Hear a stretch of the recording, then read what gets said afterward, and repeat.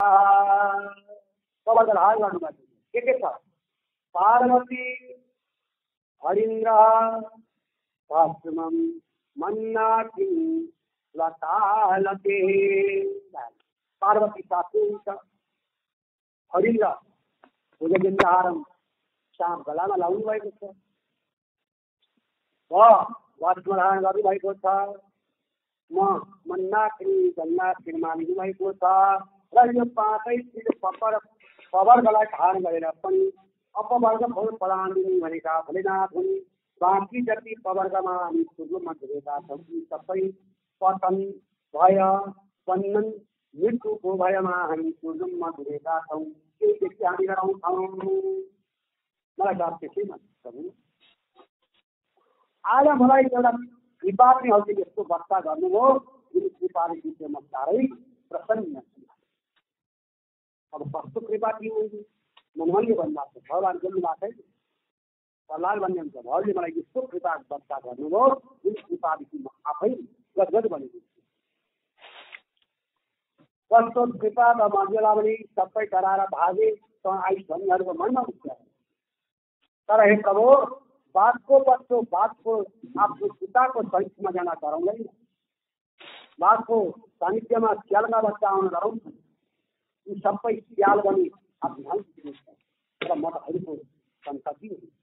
त्यस कारण मलाई प्रत्यक्ष छ अझ मलाई यस्तो वरदान दिनुभयो जुन वरदानबाट चाहिँ म साह्रै आज आनन्दित छु।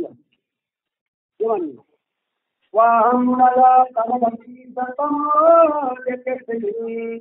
जाता सुरेतर कुले कतवारिपन्ता न ब्राह्मणो न तो भवस्य न वैरवाया पिता विपदमकर प्रचार। हे प्रभु अब हजुरले भन्नु म कहाँ रजोगुणले उत्पन्न भएको एउटा असुरी कुलमा उत्पन्न भएको एउटा दैत्य पुत्र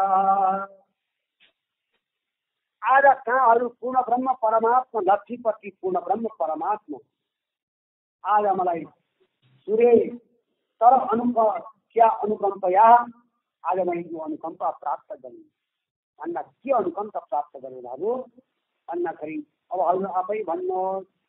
बोलमा राखेर एउटा हातले ट्यापु सुनाउने एउटा हातले सुनाउने काम हजुरले कर्मलाई गर्नुभयो। रमाइलो गर्नुभयो भन्दा मैले पवित्र रमाइलो त्यसको कहिले गरेका थिइनँ। अनि के भगवान् शङ्करलाई गर्नु त भन्दा शङ्करलाई कहिले बोलमा राखेर कहिले मैले त्यस्तो गरेको छैन।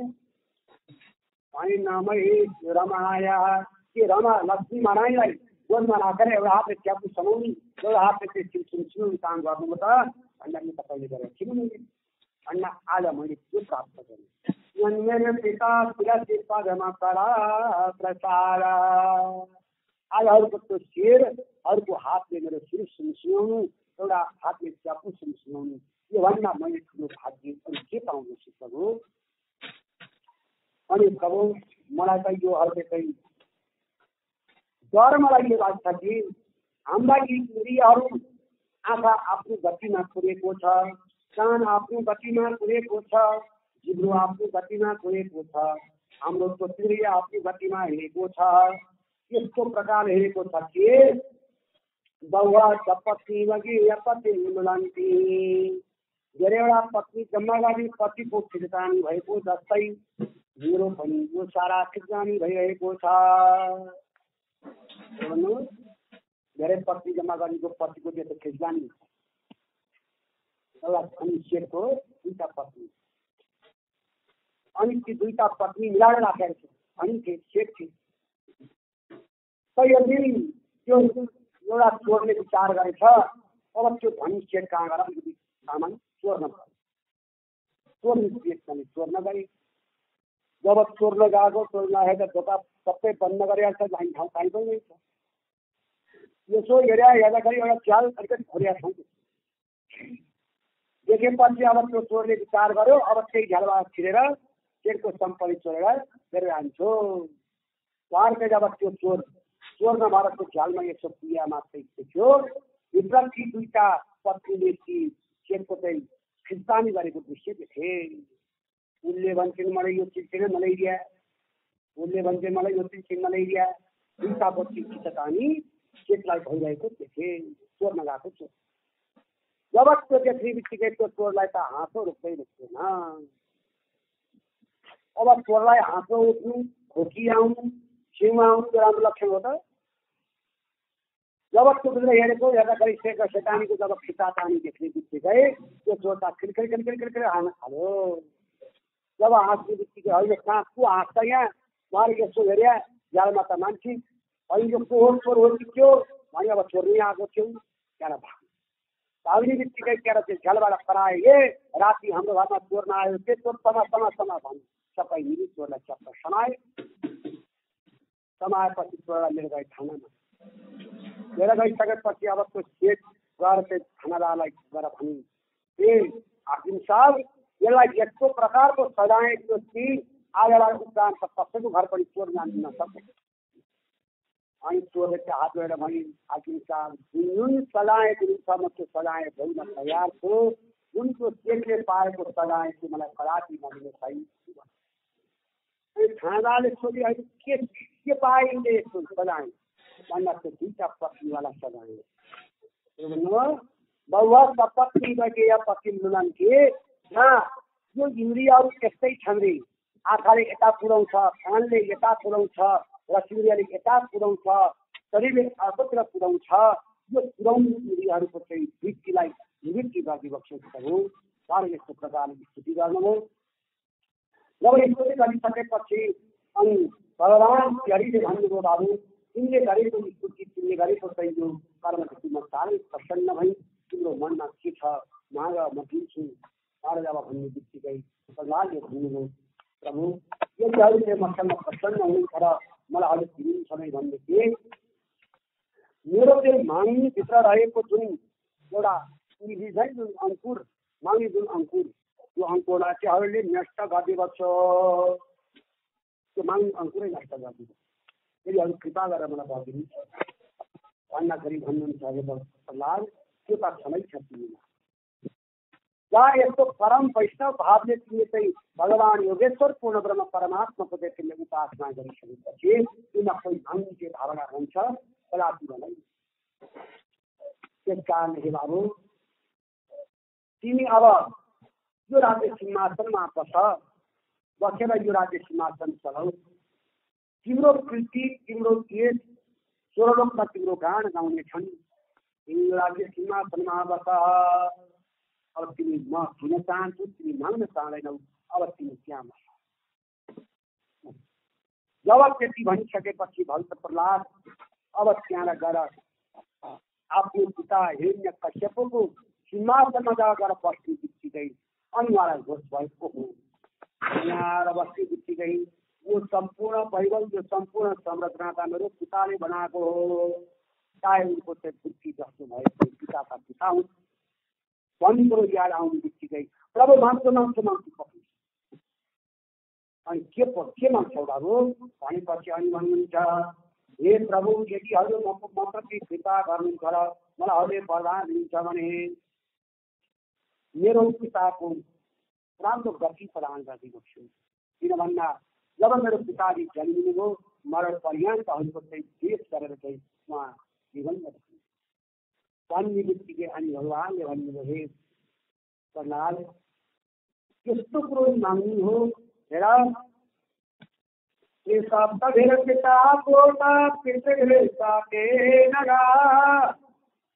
सारो यस क्रिएताको भगवानमै कुल पावना।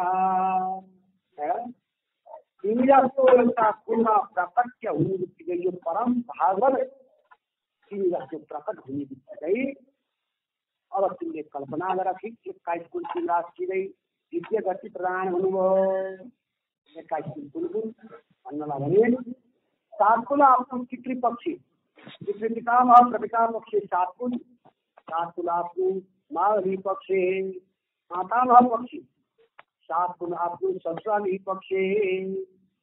21 कुल पावित हुन्छन्। तिमीलाई पवित्र परम भागवत जाँच प्राकट्य हुने बित्तिकै वरदान दिनुभयो। त्यस पश्चात राजन भक्त प्रहलाद त्यो सिंहासन चलाउन द्वारमा गर्नुभयो। बोले वत्सल भगवानको। अब हामीले कथा श्रवण गऱ्यौँ। भक्त प्रहलादको उपासना गर्दा भगवान खम्बाबाट प्रकट हुनुभयो। अब अहिलेका एउटा घरमा कमसेकम 16, 20, 25, 30वटासम्म खम्बा हुन्छ। एउटा खम्बाबाट भगवान प्रकट हुनु भएको छैन है। भगवान अहिले पनि प्रकट हुनुहुन्छ। भगवानको खाँचो छैन। आखिरी खाँचो कसको? भक्त प्रहलादको खाँचो। यदि भक्त प्रहलाद बन्न सक्यौँ भने अहिले पनि भगवान व्याप्त हुनुहुन्छ। जले विष्णु तले विष्णु विष्णु पर्वतमस्तके ज्वालामालाकुले विष्णु सर्वं विष्णुमयं जगत्। ब्रह्मैव नापरम जगत्। यो जगतमा ब्रह्मभन्दा इतर कुनै पनि केही वस्तु छैन। यदि हामी भक्त प्रहलाद बन्न सक्यौँ भने हामी ती चिज प्राप्त गर्न सक्नेछौँ। जब यस्तो प्रकारले पश्चातेपछि अब आया युधिष्ठिर महाराजको प्रश्नको उत्तर यहाँ आयो। पहिलो प्रश्न सुन्नुभएको थियो नि। भगवानले चाहिँ देवताको रक्षा गर्ने, दानवको उद्धार गर्ने। के को भगवानको उद्धार गरेर संरक्षण गर्नुको अर्थ के हो त भने, जुनमा अहङ्कार वृत्ति भएर आफूले गरेको काममा आफूले गल्ती गरेको कामको प्रायश्चित गर्न चाहेनन् त्यो खाना हो। जुन आफूले गरेको कुनै गल्ती कमजोरीलाई चाहिँ क्षमा याचना गर्छन् त्यो जीवन भयो। हामी पनि त्यही आशय। र अर्को कुरो हिरण्यकश्यपु भनेको के हो त मजिला भनेदेखि हिरण्य भनेको सुन, कश्यपु भनेको शरीर। जसले यो सम्पत्ति र यो शरीर हो मेरो भनेर चाहिँ शरीरमा मात्रै परोक्ष वस्तुहरूलाई मात्रै प्रतिपादन गर्छौँ, गर्ने प्रवृत्ति भयो भने यी सबै हामी हिरण्यकश्यपु हौँ। हामी सबै यदि शरीरको मात्रै भानमा हामी बस्छौँ र सम्पत्ति मात्रै मेरो हो भने देह र सम्पत्तिप्रतिको आसक्तिमा हामी रुजुममा पुग्यौँ भने हामी नै हिरण्यकश्यपु हौँ।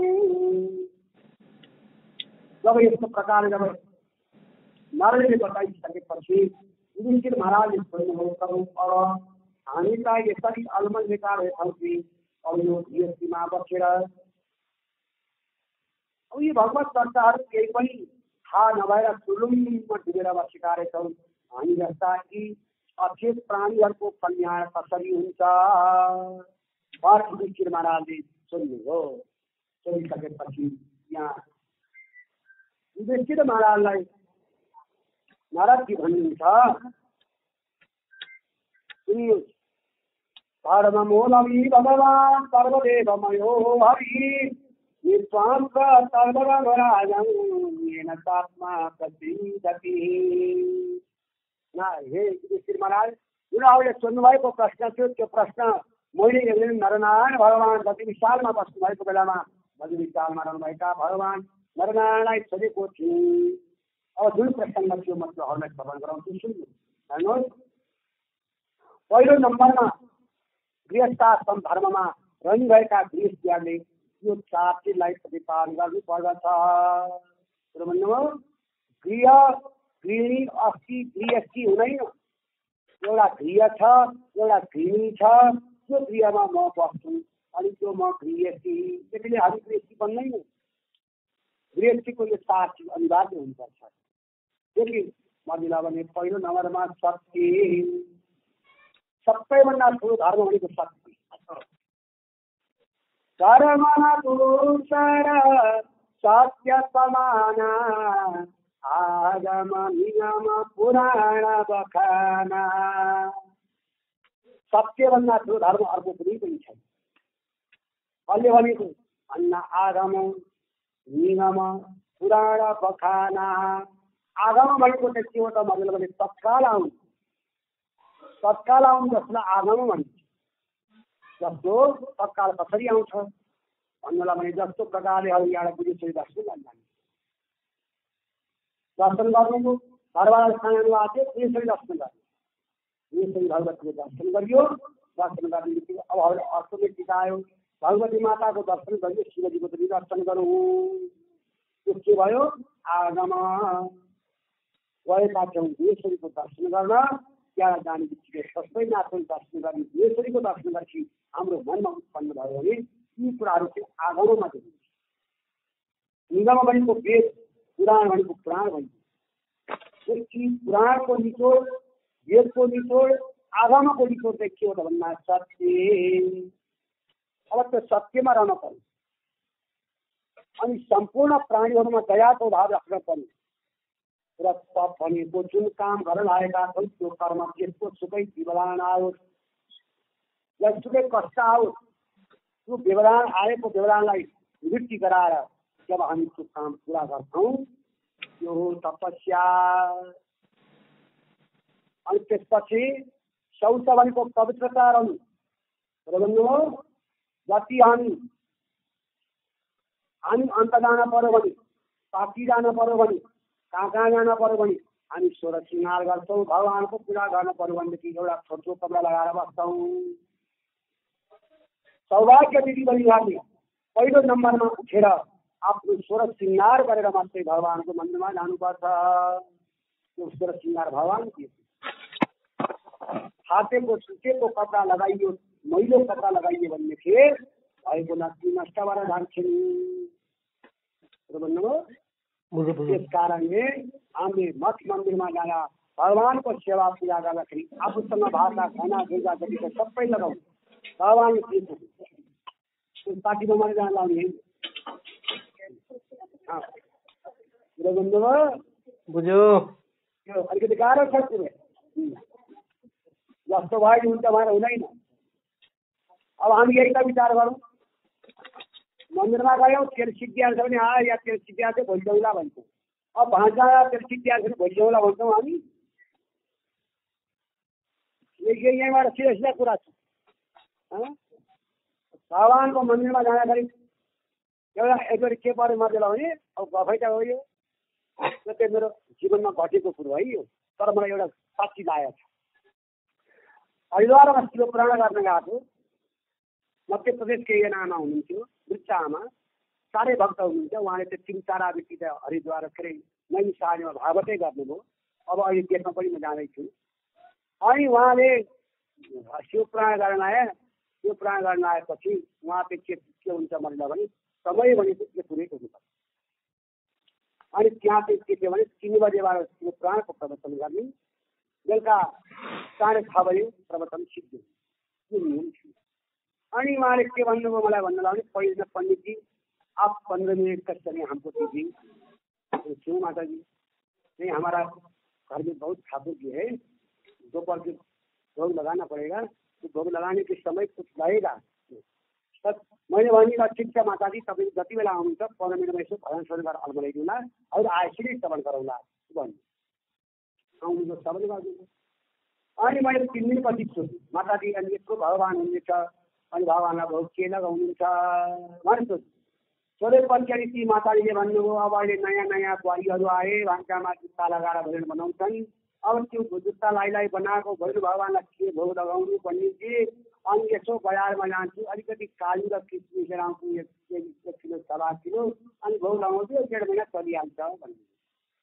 अनि मैले भने भगवान कति हुनुहुन्छ त भन्दा बद्री जान्छु, बद्री विशालै ल्याउँछु, केदारनाथ जान्छु, केदारनाथै ल्याउँछु, सबै प्रिय लाग्छ, कोठाभरि हुनुहुन्छ।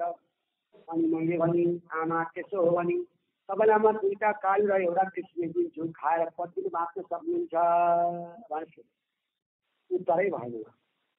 कुरो भन्नु हामी पनि त त्यही हो। पानी कहाँ तेल सिक्यो भने तत्काल बजार कुदिहाल्छौँ, तेल नगर्न सब्जी भन्दैन। अब पूजा पठामा तेल सिक्यायो भने भइहाल्छ, भोलि ल्याएर बाँध्नु हो कि होइन भन्नु, नढाँटी भन्नु। भगवानको क्षेत्रमा ढाँट्नु हुँदैन। अन्य क्षेत्रे कृतं पापं पुण्य क्षेत्रे विनश्यति, अन्य क्षेत्रे कृतं पापं मदने को भविष्यति। भन्नु अन्यत्र गरेको पाप भगवानको सानिध्यमा गएर घरमा पाप भयो भने गौशालामा गएर त्यो घरमा भएको पाप गाईलाई गएर व्यक्त गर्नाले त्यो पाप नष्ट हुन्छ। अब घरमा पनि पाप भयो, गौशाला पनि पाप भयो। अब त्यो कहाँबाट नष्ट गर्ने भन्दा नदी सरोवरमा नुहाउन जाने क्रममा चाहिँ मेरो यस्तो पाप भयो, मलाई नष्ट यो पापबाट क्षमा पाउनु या नष्ट हुन्छ। अब भागवत भएको ठाउँमा भितो बोलियो, भगवान पशुपतिनाथमा गएर भितो बोलियो भनेदेखि चाहिँ त्यो वज्रलेपो भविष्यति, त्यो पाप चाहिँ कहिले पनि नष्ट हुँदैन छैन।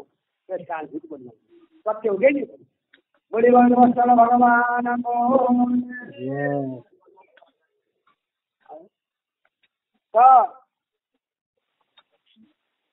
जीएसटीको नियम यो प्रकारले रहिसकेपछि अब अर्को महत्त्वपूर्ण कुरो के त भन्दाखेरि अतिथिको सेवा गर्ने।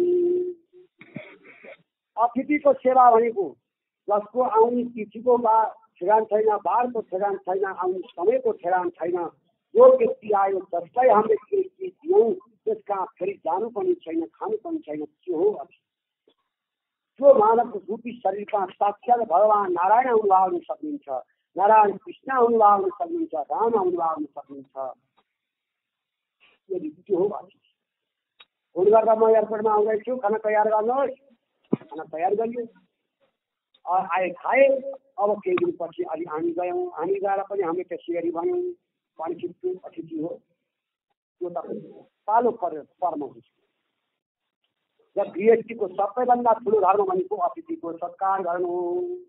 अनि अर्को धर्म भनेको गृहस्थीले जुन गृहमा आएका अतिथिहरू, कोही व्यक्ति अतिथि मात्रै नभएर कोही व्यक्ति घरमा आयो भने अब त्यो घरमा आएको व्यक्तिलाई केही नभइकन यदि हामीले पठायौँ भनेदेखि घरमा भएको सम्पत्ति जय स्यारा सिद्धिन्छ। त्यही भएर यो प्रकारको घोषले साधनम सूर्यो अवस्था सूर्य त्यो गृह त्यस्तो घोषले साधनम हरेको घरमा आनन्द हुन्छ अरे। आफ्नो पत्नी भने मान्ने पति आफ्नो व्यवहार नछोड्ने, आफ्नो पुत्र परिवारहरू आफ्नो लाइनमा हिँड्ने र त्यो गृहमा मिष्टान्नहरूको भोजन बनिरहोस्। जुन मिष्टान्न भोजन कसको लागि भन्दा सात्विक सेवाको लागि, साधु सन्तहरूको सेवाको लागि, ब्रह्महरूको सेवाको लागि। अनि ती साधु सन्त ब्राह्मणले खाएर रहेको चाहिँ जुन अविशेष रहेको हुन्छ नि त्यो भोजन ग्रहण गर्नु। अनि तिनका बुद्धि कहिले पनि मिल्दैन। अब एउटा व्यावहारिक कुरामा अरूलाई के भन्छु, भोलि पर्सि जहिले हुन्छ अरे विचार गर्नुहोस्। हामीले बिहान भोजन बनाउँदाखेरि वैष्णव पद्धतिमा चाहिँ प्रसाद बनाउनु भन्नुहुन्छ, भगवानको भोजनलाई गर्दा त्यो चल्दैन। अब अरूको लागि भोजन बनाउने क्रममा अब कोही दिन भोजन बनाउने क्रममा चाहिँहरूले चाहिँ कमसेकम भगवानको ज्ञानवाद जुन नाम आउँछ त्यो नाम स्मरण गर्दै गर्दै गर्दै गर्दैखेरि भोजन बनाउनुहोस्। अनि परिवारलाई खुवाउनुहोस्। अनि त्यो परिवारको चाहिँ बुद्धिलाई विचार गर्नुहोस्, त्यो परिवारको बुद्धि विचारलाई विचार गर्नुहोस्। अब यो दिन चाहिँ त्यहाँ अब हिन्दी गानाहरू, नृत्य गानाहरू लगाउनुहोस्, मोबाइलमा त्यो गानाहरू लगाउनुहोस्। अनि सुन्दै सुन्दै खाना बनाउनुहोस्। अनि त्यो खाना खुवाउनुहोस् परिवारलाई। अनि परिवारको त्यो बुद्धिलाई विचार गर्नुहोस्। अन्तर यहीँ आउँछ, कहीँ जानै पर्छ। अरूले त्यहाँ बनाउने बेलामा त्यहाँ तमोगुण भइसक्छ। पहिले यहाँ भगवान गुणानुवादलाई चाहिँ स्मरण गरेर चाहिँ जब गरियो भने यो गृहको चाहिँ त्यो जति बनाएका छौँ ती सबै प्रसाद हो कि होइन विचार गर्नु। विवाहमा हामी छोरीको विवाह, छोराको विवाहमा अनेकौँ प्रकारका बुद्धि लगाएर जानीवाला कोठाबाट सेल पकाउँछौँ। पकाउँछ सेलको ढेर लगाउँछौँ। अब श्राद्धमा आफू शुद्ध बनेर आफ्नै तरिकाले जस्तो जानिन्छ त्यस्तै बनाउँछ। अब एकपट्टि दिएको सेल राखेर खानुहोस्, एकपट्टि श्राद्धको सेल राखेर खानुहोस्, स्वाद थाहा पाउनुहुन्छ। अरूले दायाँ माया जानुपर्छ, प्रत्यक्ष प्रमाण। श्राद्धको सेलमा के भयो, पितृको श्राद्ध गर्ने, त्यहाँ अरू कुनै पनि मतलब भएन, केवल श्राद्ध भन्ने शब्दले कुरा गरिसक्यो त्यहाँ। अब त्यहाँ भाव के छ भन्दा पितृलाई नचढाइकन कहीँ कसैलाई किन हुँदैन भन्ने भावले केवल पितृको स्मरण लिएर गरिएको छ। विवाहमा के छ, राम्रो भन्छन् कि भन्दैन, राम्रो भन्छ कि भन्दैन, न त्यहाँ कोही भगवानलाई चढाउनेको भावना छ, न कहीँ त्यहाँ कसैलाई दिनेको भावना, देखाउनेको भावना छैन। सिधै बसेर खान लाग्नु एउटा काँचो म्याउ हुँदो हुन्छ, पटक्कै नि हुँदैन। केही म्याउ ल्याएर चाहिँ एउटा तुलसी पर छोडेर भगवानलाई भोग लगाउनुहोस्, अनि बसेर खान लाग्नु, त्यो मिठो हुन्छ कि हुँदैन। व्यवहारिक कुराहरू यही हुन्, त्यो विचार गर्नुहोस्। गृहस्थाश्रम धर्ममा यदि श्रीमती प्रतिपादन गरेनन् भने गृहस्थ चाहिँ बन्धन हो। अब एकीकृत दर्शनमा चाहिँ धन्यो गृहस्थाश्रम, त्यो गृहस्थाश्रम भन्दा सर्व उत्कृष्ट अर्को कुनै पनि छैन। र गृहस्थाश्रम धर्मको यहाँ व्याख्या गुरुवर बताउनु हो। अनि त्यसपछि गृहस्थीले श्राद्ध गर्ने विषयको यहाँ चर्चा गर्ने, श्राद्ध किन गर्ने भन्नुभयो, श्राद्ध किन गर्ने अर्थ नै आउँछ यो। अब अहिले श्राद्ध गर्ने एकदम कम पाइन्छ, सबै कराद्ध गर्ने, श्राद्ध बुझिन्छ। फलानाले बाबु श्राद्ध गरेन भने डरले गर्छ,